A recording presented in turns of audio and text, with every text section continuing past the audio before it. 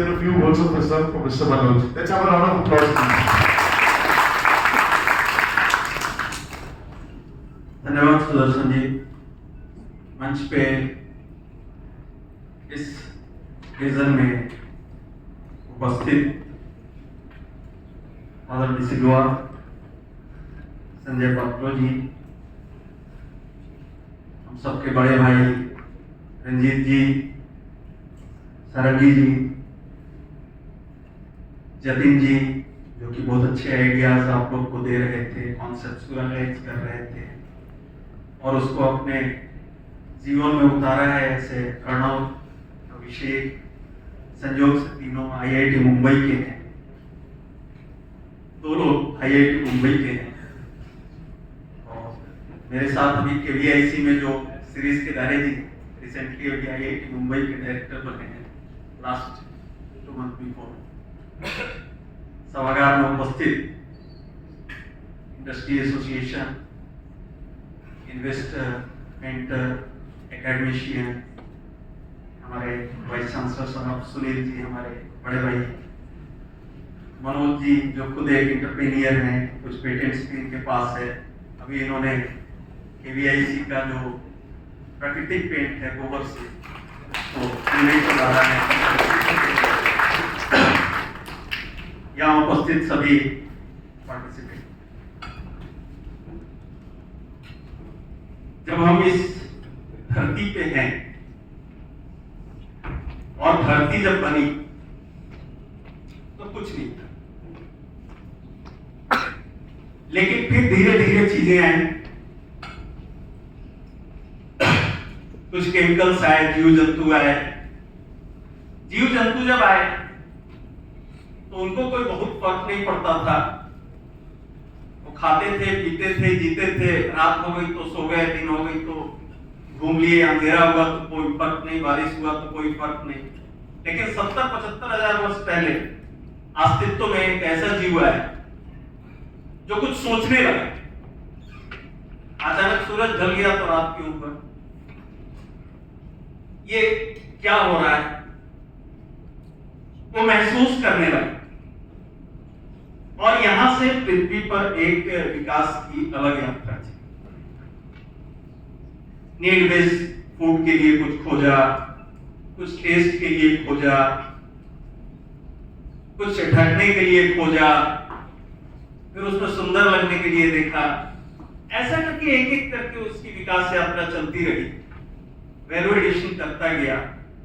और इस मामले में हम जिस धरती पे हैं, जिस भूमि पे हैं, जिस देश में हैं, इसका सबसे पुराना इतिहास है। और इस देश ने न केवल अपनी सुख सुविधाओं और बाकी चीजों को जब खोजा, रास रंग संगीत सब खोजा, उसके बाद इसने कुछ और चीजों को भी खोजा। और उसी में से फिर आता है अध्यात्म। उसी में से आता है कि मैं पृथ्वी पर आया हूं तो क्यों आया हूं, हमारी जिम्मेवारियां क्या है, हमारा इस नेचर के साथ रिश्ता क्या है, हमारा दूसरे के साथ क्या रिश्ता है। और इस प्रकार से एक संपूर्ण विकास परिलक्षित हुआ, इतिहास में बढ़ते गए। और हम सब लोग को मालूम है कि भारत कोई आर्थिक रूप से विपन्न देश नहीं रहा, ज्ञान के रूप में विपन्न नहीं रहा, और ज्यादा पुराना नहीं है। 200-250 वर्ष पहले तक विश्व के जीडीपी में, विश्व के ट्रेड में अपना क्या हिस्सेदारी था, ये आप 2 मिनट में निकाल सकते हैं। 25%, 30% तक हमारी हिस्सेदारी थी, आज शायद 2-2%।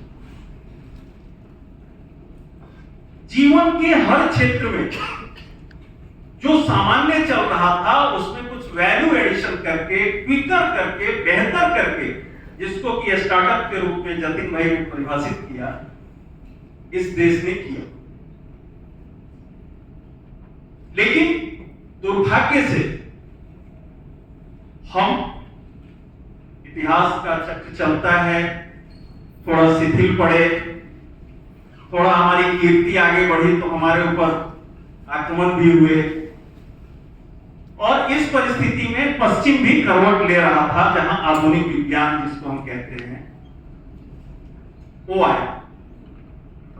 और उसके साथ जो तारतम्य होना चाहिए था वो हम इसलिए नहीं कर सके क्योंकि पॉलिटिकल रूप से किसी न किसी को इस देश को उपनिवेश बनाना था। तो हमारे जो कारीगरी थी, हमारे जो आर्टिजन थे, आज भी आप बंगाल में चले 500 काउंट के धागे हमारे कटिंग बनाते हैं, आपका कोई मिल नहीं बना सकता है। मसलिन जिसको कहते हैं, अब केवल मुर्शिदाबाद और मालदा में कुछ बच गई। कारीगरी जितने थे अपने, चाहे लकड़ी के ऊपर हो, जेम्स के ऊपर हो, किसी चीज के ऊपर हो, हमारे जो फूड आइटम्स थे सबको धीरे धीरे कहा गया ये बेकार है, उसको आइसोलेट कर दिया गया, कहा गया इसको लो। हमारे जो ट्रेडिशनल स्किलिंग थी वो बेकार है, इसको लो, क्योंकि उनको अपनी चीजों को, अपने फॉर्मेट्स को लागू करना था, उन्होंने किया। मैं इसलिए कह रहा हूं कि स्टार्टअप की बातें, इनोवेशन की बातें हमसे बेहतर वक्ताओं ने बताया है। हमारे यहाँ गुरुदेव लोग हैं, ये लोग गाइड कर सकते हैं। लेकिन विगत 200-250 वर्षों में और पिछले 50 वर्षों में पश्चिम के विज्ञान ने स्टार्टअप इनोवेशन के साथ बेहतर चीजों को तो तलाशा, लेकिन इस नेचर के साथ रिश्ते को नहीं तलाशा, आपस के रिश्ते को नहीं तलाशा। वो भूल गया कि यत् पिंडे तत् ब्रह्मांडे, जो हम में है वही ब्रह्मांड में है, हम में है वही उनमें है। जब ये भाव होता तो वो सर्वाइवल ऑफ द फिटेस्ट नहीं कहते, यानी केवल मजबूत ही जिएगा ये नहीं कहते, वो फिर सर्वाइवल ऑफ द वीकेस्ट की बात करते। और जो वेस्ट है वो खुद को वर्स्ट करेगा रेस्ट के लिए। अगर इस सोसाइटी को प्रोस्पेयर करना है तो कोई अमर को, कोई कार्तिक को आगे आना पड़ता है, अपने टाइम से, अपनी चीजों से, अपनी व्यक्तिगत इनकम को छोड़ के, ताकि हम 2 लोग आगे आते हैं तो ऐसे 50-100 एक गैलेक्सी खड़ा हो सके। तो इस आधार पे आज जो विकास की धारा में हम चले और हम कहते हैं कि बहुत विकसित होते चले गए। मैं कल भी कह रहा था कि भाई विकास की परिभाषा तो यही है कि हम जितना ज्यादा कंज्यूम कर रहे हैं अपने को विकसित कह रहे हैं। इस देश की संस्कृति में जो मैक्सिमम कंज्यूमर था उसको राक्षस कहा गया। भाई एक कंट्री है जो 4% पॉपुलेशन रखता है, 16% वर्ल्ड के चीजों को खा रहा है। अगर भारत उस लेवल पर उस प्रकार का विकास करे तो दुनिया के 64% संसाधन को हमें चाहिए और उतना ही चीन को चाहिए, तो बाकी दुनिया मरे। ये कौन सा विकास है? हम विकास की बात कर रहे हैं और कह रहे हैं कि अगले 20 वर्षों में दुनिया के 200 शहर ऐसे होंगे जहां के ग्राउंड वाटर खत्म हो जाए। हम विकास की बात कर रहे हैं और दिल्ली तक में छोटे बच्चों की स्कूल बंद करनी पड़ रही है कि हवा जहरीली है। हम विकास की बात कर रहे हैं और ये मान के चल रहे हैं कि दुनिया में सबसे ज्यादा मौत पॉल्यूशन के कारण हुआ। तो 2500-3000 वर्षों तक जिस विकास को हमने लीड किया वो नेचर सेंट्रिक विकास था, प्रकृति के साथ समन्वय बना के विकास था। नहीं तो आने वाले समय में बहुत अच्छे बिल्डिंग, बहुत अच्छे घर, बहुत अच्छा अट्टालिका बना के रखे, ग्राउंड वाटर खत्म, डिमना लेक खत्म, सीतारामपुर डैम खत्म, पानी कहां से आएगा? तो 30 साल बाद लोग क्या कहेंगे? कैसे मूर्ख लोग थे, वो विकास कर रहे थे कि हमारा विनाश कर रहे थे? तो ये टाइम आ गया है कि हम इस परिभाषा को भी थोड़ा बदलना होगा कि अगर वाटर लेवल बढ़ा तो विकास, ग्रीन कवर बढ़ा तो विकास। अमेजन 20% खत्म हो गया, 7.25 लाख हेक्टेयर फॉरेस्ट कवर देश का पिछले 50 वर्ष में खत्म हो गया। तो अगर फॉरेस्ट कवर बढ़े तो विकास है। जिसको हमने दुत्कार दिया था, जिसके कारण आज केवल चावल गेहूं उपजा रहे थे, अब कह रहे हैं मिलेट खाओ ना, मिलेट बड़ा अच्छा है। अरे वही मिलेट तो होता था अपने देश। तो मेरा आप सब लोगों से यही आग्रह होगा कि दुर्भाग्य से इस देश में जो सरकारें भी आई वो दुनिया के इस बदलाव को समझ नहीं पाई और विशेषकर आर्थिक क्षेत्र में जो बदलाव हो रहे थे, तकनीक के क्षेत्र में जो बदलाव हो रहे थे, 88-89 में लगभग गैट की बात हुई, WTO आ गया, वो भूल गए कि हमारे देश का व्यापार हमारे अनुसार चलेगा। उनको पता नहीं था कि दुनिया में अब जो भी होगा वो दुनिया का पूरा एक मानक होगा, उसके अनुसार हमको होना होगा। और इस स्किलिंग को और स्टैंडर्डाइजेशन करने का काम भारत की सरकारों ने नहीं किया, जिसके कारण आज एक मिल्क सेक्टर को आप ले लीजिए। मिल्क उत्पादन में हम इतने बड़े हो गए हैं, लेकिन ये सुधा और बाकी जो इस तरह के ऑर्गेनाइज हैं, वो देश के हमको लगता है 15-20% मिल्क को कंज्यूम करते हैं, बाकी सीधे सेल होता है। कल को गए जब स्टैंडर्डाइजेशन और बाकी चीजें आएगी, दुनिया की कंपनियां आएंगी, तो ये तो बेरोजगार हो जाएंगे। तो इनको कैसे स्टैंडर्डाइजेशन करना था, इनको कैसे डिजिटलाइजेशन करना चाहिए था। बहुत अच्छा किसी ने बताया कि सर ने शायद बताया कि 10 साल पहले तो हम स्किलिंग, डिजिटलाइजेशन और बाकी इंटरनेशनल नॉर्म्स क्या है और उस पर हम गए। तो ऐसी परिस्थिति में मैं एक छोटा एग्जांपल देता हूं। केवीआईसी में मैं आर्टिजन के साथ काम करता हूं। देश भर में पारंपरिक उद्योग जो है, बड़ाई मिस्त्री का काम है, मोची का काम है, कारपेंटर का काम है, ऐसे जो भी है, लोहार का काम है, उनको आज चीजें देते हैं, ट्रेनिंग देते हैं। फर्स्ट क्लास वो खिलौना बना देता है, फर्स्ट क्लास मैसी पेपर का आप जाइए उड़ीसा में, मयूरभंज में 200-300 ट्रेन हो गए हैं, वो बना देते हैं। स्टोन कार्विंग का काम यहाँ इतना अच्छा करता है, पूरा गांव करता है, लेकिन वो बेच नहीं सकता है।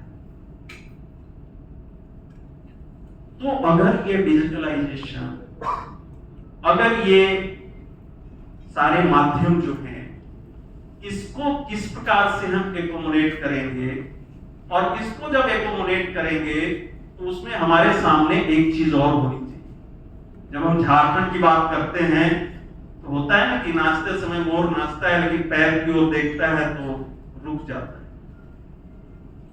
इस झारखंड में स्टार्टअप इनोवेशन की बात करके जब रांची पहुंचते हैं हमारे नौजवान, तो वहां एडिशनल चार्ज में कोई एक ऑफिसर मिलता है, वो सप्ताह में 1-2 दिन बैठता है, मिला मिला नहीं मिला नहीं मिला, पॉलिसी क्या है नहीं है, आप केवल कागजों में दें। तो ऐसी परिस्थिति में समाज के ऐसे इनिशिएशन जब होते हैं और ऐसे इंस्टीट्यूट्स और ऐसे स्कॉलर्स और सपोर्टर्स जब खड़ा होते हैं, तो समाज जब आगे बढ़ लेगा तो निश्चित रूप से सरकारें भी उसके पीछे आएंगी, मेरा विश्वास है। लेकिन हम झारखंड को, जैसा कि बहुत अच्छा बताया जतिन जी ने, कि राजकोट दुनिया को क्या दे सकता है, तो झारखंड दुनिया को क्या दे सकता है, देश को क्या दे सकता है। आपके पास क्या है, मेडिसिनल प्लांट झारखंड में, चाहे आप पारसनाथ में चले जाओ, छोटा नागपुर में चले जाओ, आज तक उसकी ढंग से मैं कोई वैसा बुक्स नहीं देखा जो उस पर पूरा समराइजेशन हो। आज भी कई स्टेट से लोग आते हैं, गांव वालों को पैसा देते हैं, कलेक्ट करते हैं, रॉ लेके चले जाते हैं। फॉरेस्ट प्रोड्यूस है, आपके मिनरल्स है हमारे पास वाटर बॉडीज है, पर्याप्त पानी भी है। अभी मनोज जी कल बात कर रहे थे कि भाई अगर ये एजोला है और ये काई है, जिसको हम बहुत बेकार चीज कहते हैं, इसको अगर एक छोटे टैंक में अपने घर में भी कोई करे तो 4 से 5 हजार रुपए महीने कमा सकते हैं। तो जो जहां है जैसा है उसके लायक अगर हम रोजगार खड़ा कर सकते हैं, क्योंकि झारखंड उस स्टेज में है जहां की एक बड़ी आबादी माइग्रेट करती है तो केवल लेबर के रूप। तो जो जहां है जैसा है उसके लिए अगर हम कुछ खड़ा कर सकते हैं तो वो आपका ताकत बनेगा। क्योंकि भारत को अगर हम विकसित भारत की बात करते हैं तो ये वेस्टलेस बात नहीं है। हम अगले 40-50 वर्षों तक दुनिया की सबसे युवा आबादी रहने वाले हैं, और युवा आबादी का 2 काम होता है। एक काम तो होता है कि वो नए खाता है, नए पहनता है, नई चीजों का शौक रखता है, यानी खूब बड़ा कंज्यूमर वर्ग। तो दुनिया का सबसे बड़ा कंज्यूमर वर्ग यहाँ है। और दूसरा, युवा 20 घंटे काम कर सकता है, यानी फोर्स यहाँ है। ऐसी परिस्थिति में ये कड़ियां अगर जुड़ती है, लोकल से जुड़ती है, वोकल फॉर लोकल, यानी स्थानीय चीजों को पहले वोकल करना और फिर उसको ग्लोबल करना। तो आप सब लोग आज यहां आए हैं, कल तक मंथन करेंगे। निश्चित रूप से बहुत अच्छा लगा कि हम उस प्रदेश में बैठे हैं जहां जॉब इसलिए नहीं की जाती है कि उससे आर्थिक कुछ इनकम हो सके, वो इसलिए की जाती है कि उसके साथ स्टेटस भी जुड़ा हुआ है। जैसे ठेले लगा के कोई 60,000 कमा रहा है तो बड़ा छोटा आदमी हो जाता है, और सर के यहाँ टेम्पोररी लाइब्रेरी में अगर 15,000 कमा रहा है तो थोड़ा टाइट होके चलता है। हम उस स्टेज से, मेरे मित्र हैं राहुल किला उड़ीसा में, अच्छा खासा बिजनेस है। बेटा जब बड़ा हुआ तो हम बोले कि अपने काम में क्यों नहीं लगाते हैं? बोले नहीं, पहले चाकरी करेगा। बोले चाकरी क्यों करवा रहे हैं? बोले कि नहीं, बेटी कौन देगा? बोले कि अपने जॉब में लगाएंगे तो कितना मिलेगा? दे देंगे इसको 1,00,000, 1,50,000, 2,00,000, उतना काम तो कर ही देगा, मेरा अच्छा काम है उनका। तो बोले चाकरी में कितना मिलेगा? मिलेगा 25-30 हजार, शादी हो जाएगा, फिर काम में लगा। अब आप समझिए कि यहाँ के सोशियो थ्रेड को भी समझना होगा। यहाँ के पॉलिटिकल सेटअप जो है, मैं नहीं कहता हूं कि सरकारें सब कुछ बदल सकती है, लेकिन सरकारें अनुकूल हो तो गति बढ़ जाती है, प्रतिकूल हो तो गति घट जाती है। लेकिन एक प्लस पॉइंट भी है कि इस झारखंड के उस पाइनियर सिटी में आप हैं जहां एक्सेलर आपके पास है मैट्रिक के लिए, जहां नंदा जी बैठे हुए हैं, ये लोग बैठे हुए हैं जो CSR के तहत आपके साथ खड़ा हो सकते हैं। सीखने के लिए आपका स्मॉल स्केल इंडस्ट्री यहाँ है, एक बड़ा हब है। तो मैं शायद तीसरी बार नमस्कार में आज हूँ। मैं लगातार अमन से, कार्तिक से मिलता रहता हूँ। मुझे बड़ा अच्छा लगता है कि इस प्रकार के वेस्ट जब अपने को वस्ट करता है रेस्ट के लिए, तो ऐसी श्रृंखला और बढ़नी चाहिए। और मुझे कतई संदेह नहीं है कि आने वाले वर्षों में ये नविष्कार और ऐसे आयोजन झारखंड को एक बात निश्चित देंगे। बहुत बहुत धन्यवाद। Thank you so much, sir. Thank you so much. आपने जो वीडियो बताया, how we all have started, कहाँ से आए हैं, what we are leaving behind, what we forget at times. देखिए सब